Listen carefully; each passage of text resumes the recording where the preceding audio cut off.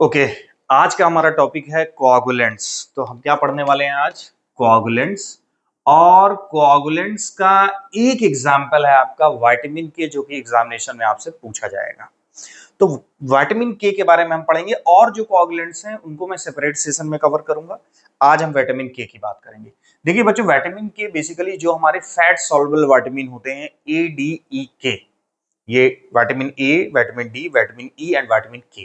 तो ये एक फैट सॉल्युबल विटामिन है, नंबर वन। नंबर टू, जो ये विटामिन के है वो दरअसल आपका जो ये तीन फॉर्म में अवेलेबल है।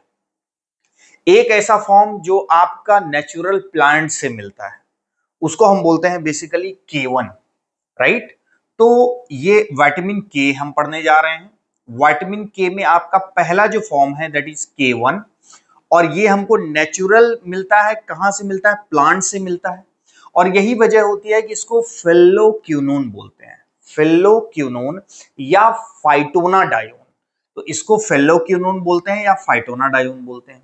दूसरा हमारा जो होता है, इसका जो अवेलेबल होता है वो नेचुरल होता है। नेचुरल इसलिए बोल रहे हैं क्योंकि बेसिकली ये हमारी बॉडी में भी हो सकता है, लेकिन ये किससे होता है? लार्ज इंटेस्टाइन में प्रेजेंट बैक्टीरिया इसको सिंथेसाइज्ड करते हैं। तो बैक्टीरियल या ऑरिजिन का है, और इसको बोलते हैं मेनाक्यूनोन। और मेनाक्यूनोन है ये विटामिन K2। मींस सब विटामिन के टाइप्स हैं डिपेंडिंग ऑन कि कहां से मिल रहे हैं। अब है vitamin K3। It is obtained from, it is a synthetic form and it is called menadione.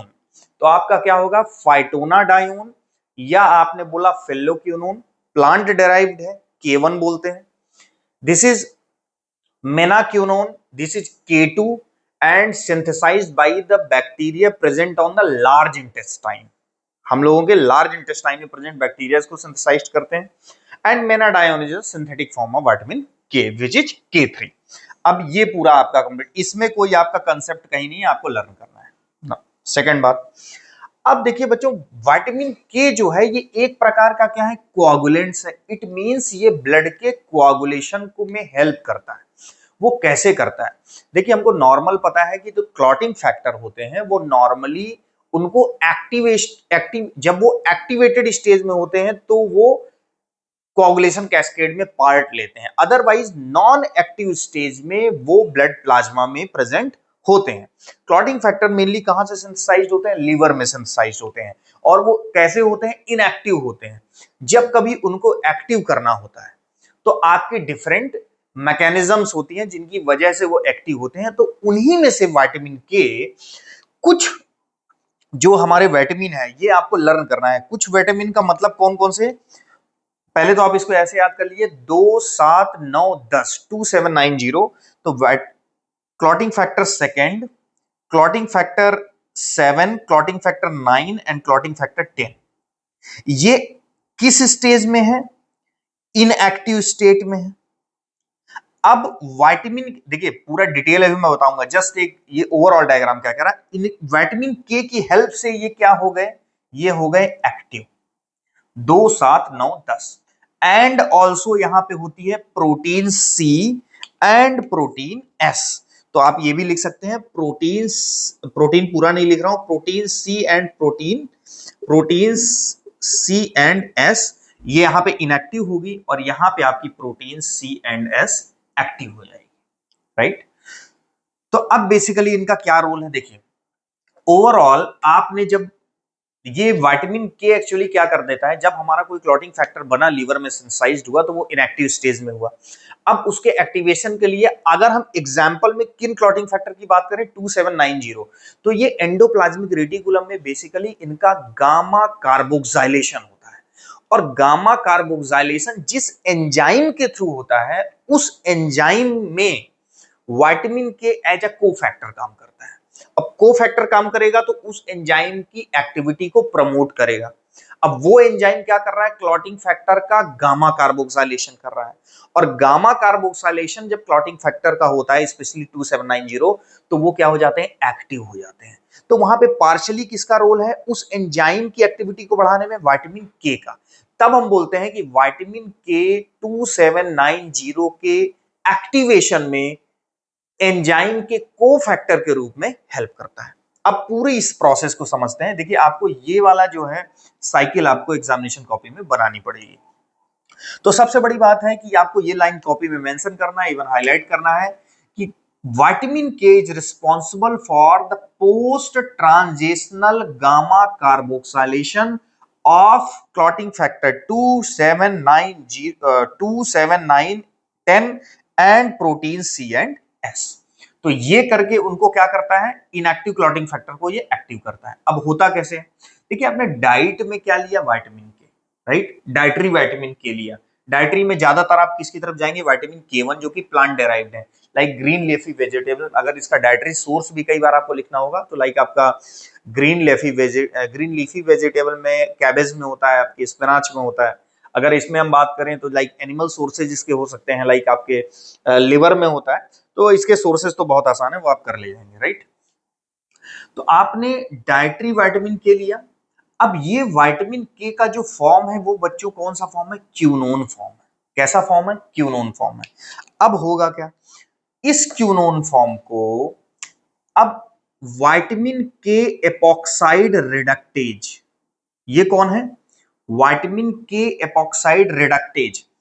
अब क्या करेगा ये विटामिन के को ये जो बेसिकली करता है, ये रिड्यूस्ड फॉर्म में चेंज करेगा।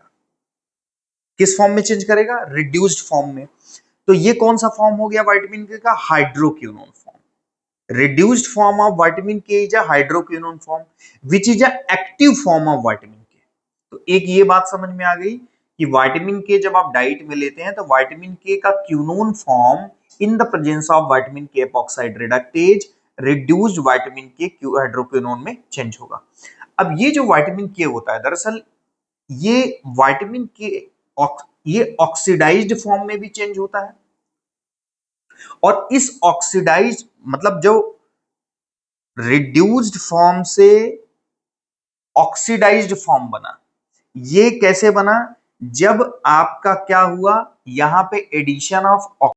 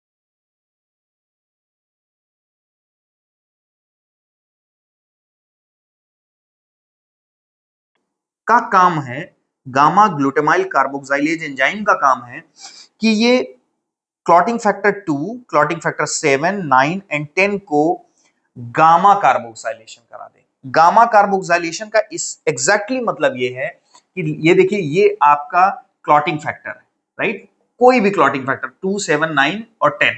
तो इसमें बेसिकली होता है, इसमें क्या होता है, ग्लूटामिक एसिड रेजिड्यू होता है, ये ग्लूटामिक एसिड रेजिड्यू है। तो इसके इस पॉइंट पे अल्फा बीटा एंड गामा इस गामा कार्बन पे, यहाँ पे जो कार्बोक्सिलेशन है, ये जब गामा ग्लूटामाइल कार्बोक्सिलेज आ जाएगा in the presence of active form of vitamin K, तो यहां पे देखिए कितने आपके कार्बोक्सिल ग्रुप जुड़ गए, 2 जुड़ गए। तो इससे बेसिकली क्या होता है कि बाद में यहां इन दोनों से जब ये हाइड्रोजन हटेगा तो ये बेसिकली माइनस चार्ज डेवलप होगा, बाद की बात बता रहा हूं। तो यहां पे क्या कंबाइंड हो सकता है, कैल्शियम, और फर्दर कोआगुलेशन कैस्केड प्रोसीड होगी। मींस अगर गामा कार्बोक्सिलेशन इसका ना हो, कैल्शियम का अटैचमेंट नहीं होगा, फर्दर कोआगुलेशन की कैस्केड नहीं चलेगी। लेकिन चूंकि विटामिन के का active form acts as a cofactor for the gamma glutamyl carboxylase, which converts the inactive form of clotting factor 2, 7, 9, 10 into active form of clotting factor after carboxylating the gamma residue so that the further calcium can bind and further coagulation cascade continue हो सके। इसी तरीके से same ये protein C and S का भी gamma carboxylation करके उनको एक्टिव करता है।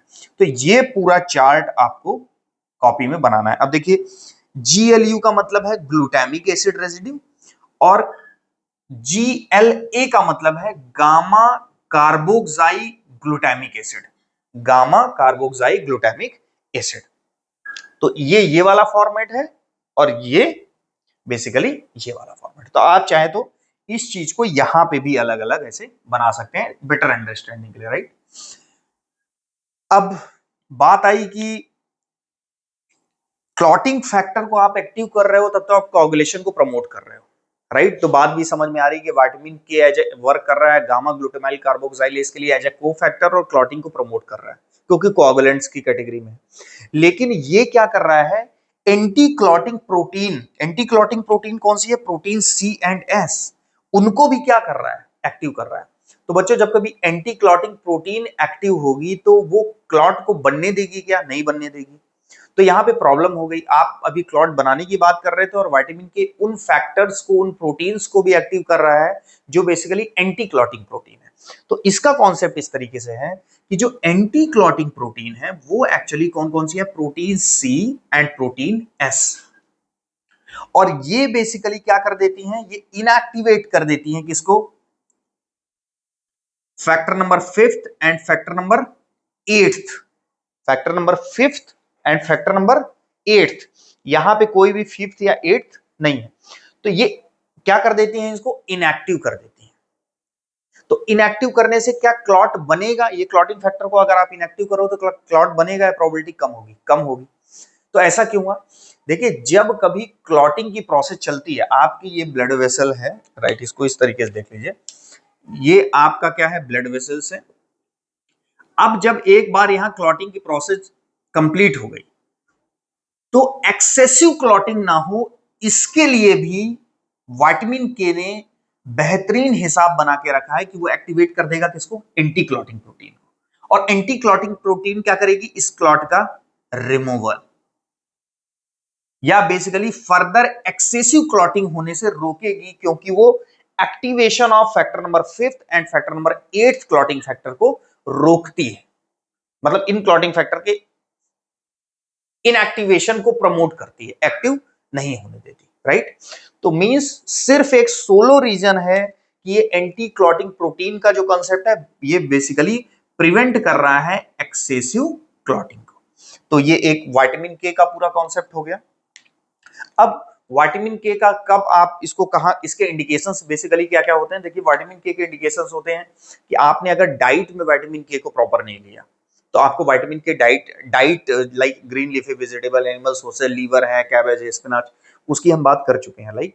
तो डाइटरी डेफिशिएंसी में आप विटामिन के को वो एडवाइस करेंगे। Number 2, anti microbial therapy. जैसा कि मैंने बोला कि जो ह्यूमंस होते हैं उनके लार्ज इंटेस्टाइन में प्रेजेंट बैक्टीरिया किसको सेंसिटाइज करते हैं, विटामिन के को। विच फॉर्म ऑफ विटामिन के, K2, मेनाक्यूनोम। तो अगर न्यू बॉर्न चाइल्ड है तो उसमें जो the number of large intestinal bacteria fully establish नहीं होते, तो उसकी वजह से कई बार उन्हें विटामिन के की कमी होती है। और यही वजह होती है कि न्यू बॉर्न में कई बार आप सिंगल शॉट ऑफ इंजेक्शन किसका देते हो, विटामिन के का, कितना, 1 मिलीग्राम, ताकि उसको कोई hemo blood related issues, clotting related issues ना हो, हीमोलाइटिक इश्यूज ना हो। तो ये न्यूबॉर्न वाले बात हो गई। यहाँ पे एंटी माइक्रोबियल थेरेपी में अगर कोई चल रहा है, तो अगर एंटी माइक्रोबियल थेरेपी में चल रहा है, इट मींस देयर में भी प्रोबेबिलिटी कि उसके लार्ज इंटेस्टाइन के बैक्टीरिया जो सिंथेसाइजिंग के लिए रिस्पॉन्सिबल है पोटेशियम के, वो डिस्ट्रॉय हो रहे हैं। तो उस समय क्या हो सकता है, उसकी बॉडी में विटामिन के का लेवल कम हो सकता है। तो एंटी माइक्रोबियल थेरेपी के ड्यूरेशन में विटामिन के एडवाइस कर सकते हैं। एंटी कोगुलेंट अगर आपने ज्यादा डोजिंग कर ली, जैसे एंटी कोगुलेंट मींस कोगुलेशन को जो नहीं होने देंगे, तो कोगुलेशन नहीं होने देंगे मींस ब्लीडिंग टाइम बढ़ जाएगा। तो जब ब्लीडिंग टाइम बढ़ जाएगा तो वहां पे आप किसको इंडिकेट करेंगे, कोगुलेंट्स को, और बेसिकली हम क्या कर सकते हैं, विटामिन के को। तो ये ओवरऑल आपका एक इंडिकेशंस की बात हो गई, उसके टाइप्स की बात हो गई। यहाँ पे हम साइकिल को समझ लिए और यहाँ पे हमने ये कर लिया। देखिए वारफेरिन जब हम पढ़ेंगे तो एग्जैक्टली हम वारफेरिन को इस स्टेप पे लिख के ये स्टेप रोक देंगे, तो एंटी कोगुलेंट की मैकेनिज्म होगी। तो ओवरऑल आपके लिए ये जो चार्ट है बहुत इंपॉर्टेंट है, तो इसको एक बार प्रैक्टिस कर लीजिए, आप लर्न कर लीजिए। So this was all about the coagulant vitamin K. Thank you very much.